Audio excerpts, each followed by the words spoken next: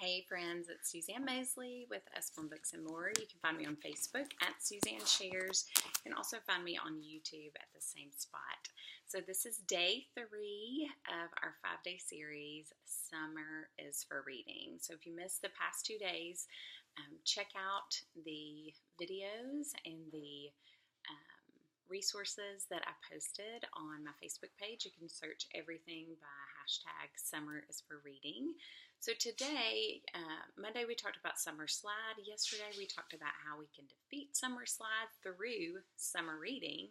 And then today I want to talk about how you can help your children get excited about reading this summer, but then also in general. I get this question a lot, so I wanted to just provide some resources that I have used with my family that I feel like have helped us tremendously. So just some basic encouragements about getting your children to read. One thing in yesterday's video, I talked about the two studies, one at the University of Tennessee and one at Harvard, that indicated summer reading maintained and then exponentially grew and increased children's reading level by reading over the summer. If they read 12 books over their summer, it actually would increase their reading level. And the interesting thing about both studies is that they allow the children to pick books on their own that they were interested in. And I think as parents, sometimes we think that that's not permissible, that that's not good. And during the school year, there are books that they have to read. So it's okay in the summer for them to have what I call leisure reading. So let them pick out their own books, whatever their interests are, and that is going to get them excited about reading. That's just just kind of a no-brainer. How can we get our kids excited about reading? Well, let them read things that they want to read about. So if they like comics, let them read comic books. My oldest son is such a sports fanatic. So primarily, all that he checks out when we go to the library are sports books, a sports book. So, but that's okay because in my mind, in my opinion, he's reading, and that's the goal. So don't be afraid to let them do that, particularly over the summer, because during the school year, they're so confined to what the teacher assigns them that let them have leisure reading. If you're a parent and you enjoy reading, you know how fun leisure reading is. So let them have that. And then also, we do classical conversations, and the lady that founded Classical Conversations about 20 years ago, I read one of her books called The Core.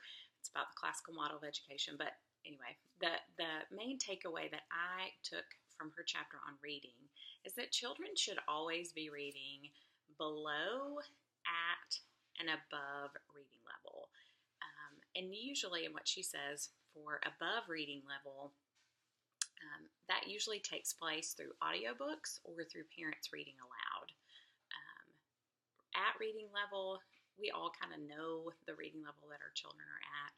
But then also what I found fascinating and encouraging was that she encouraged children to read below the reading level because that does build confidence and again, goes back to kind of leisure reading. Sometimes children just need to kind of veg out with a book, and a lot of times that will happen with a book that's below their reading level. So just know that that's okay. So as you are reading and working with your child to help him or her find good books for the summer, know that it's okay if they read below reading level for fun. And that's going to help them just that veracity that can happen with reading. That a lot of times that takes off when they're reading below their reading level. So just let them read.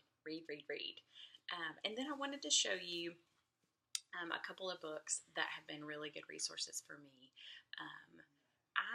I loved reading, but I didn't necessarily know which books to recommend for my children when I had them.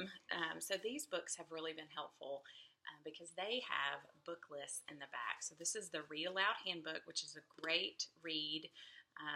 He takes a lot of educational research, synthesizes it in here, and advocates for reading aloud. And then the last half of the book is just a book list, and then Honey for a Child's Heart as well. I read this when my oldest was about 3, and it was probably the most formative book that impacted how I think about reading with our family. And her thing is to build a reading family, and that was a goal of mine. And so this was helpful. I would just take it to the library with me, and these are just all books that you can check out. She gives a little synopsis. But you know what? I first got this at the library, but then I used it so much I bought my own copy. So check and see if your library has it. And if you don't know which books to recommend, go through those 2 books to find resources for your kids. So I hope that's helped you get some ideas on how to help cultivate reading and a love of reading in your kids. And just some quick tips. I wrote them out here. Incorporate audiobooks. We use those all the time in our home. Find the audiobook section at your library. Our library has these little things called playaways, which are kind of little mini MP3 players with books on them. Look for those. Ask if you know families that love to read.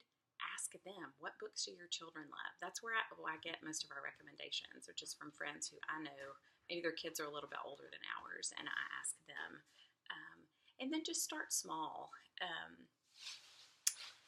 Maybe just say, hey, we're going to have 15 minutes this first week of summer for everyone to read silently. And then as your summer progresses, add, a minute or 2 every time, so that by the end of the summer, you've probably worked your way up to 25 to 30 minutes of just quiet, silent reading that you've incorporated into your day. So I hope that that will help as you are working diligently, so many of us, to incorporate more reading into our families and with our children, and to get them excited about reading. So thanks so much. Happy day 3.